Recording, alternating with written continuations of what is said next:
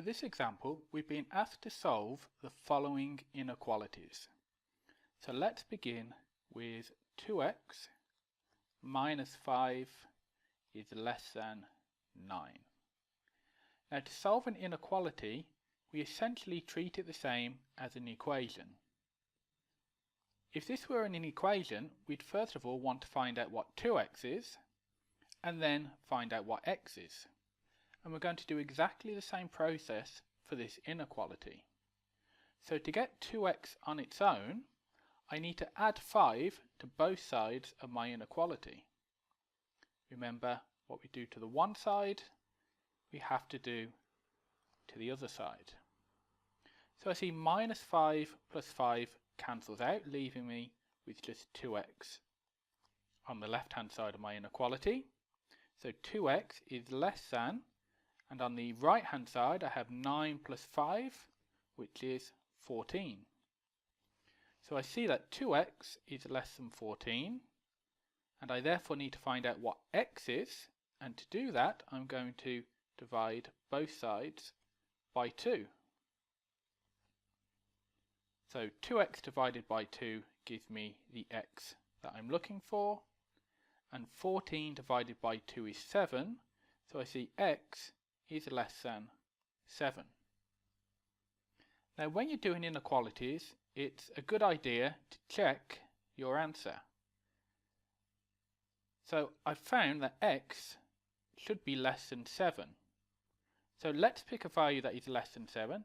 Let's say x is equal to 4. And let's see if this satisfies the original inequality. So when x is 4, if I'm correct, 2x minus 5 should give me a value less than 9. So let's see what we have.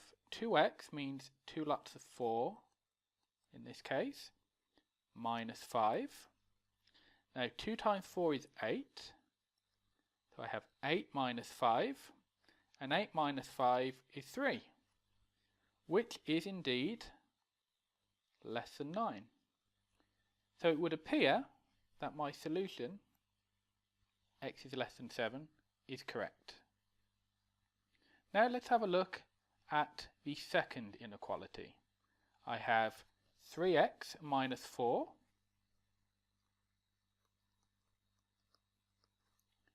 is greater than 2x plus 5. Now again, I'm going to treat this exactly as though it was an equation.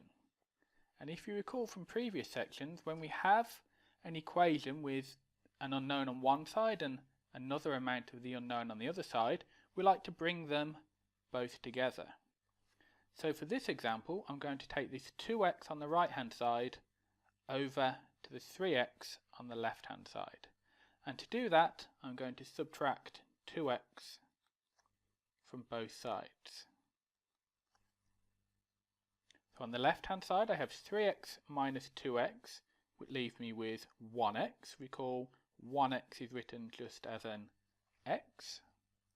So I have x minus 4 on the left is greater than 2x minus 2x is cancelled out, leaving me with just a 5.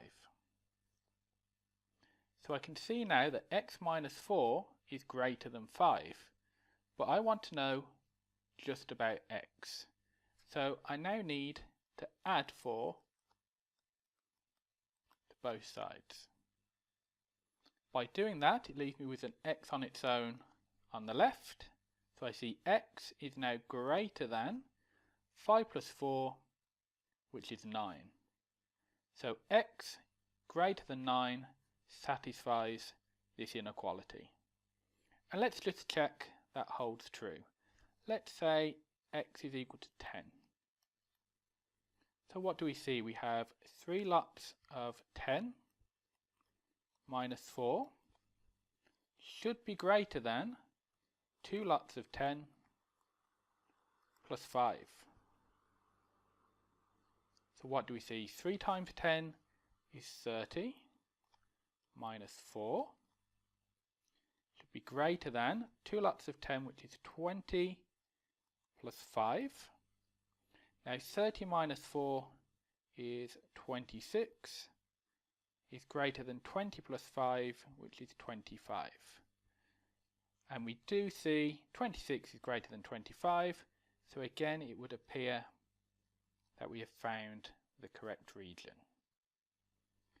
Sometimes you might be asked to represent your region on a number line, and a number line is exactly as it sounds. It's a line with all the numbers on, from minus infinity up to plus infinity.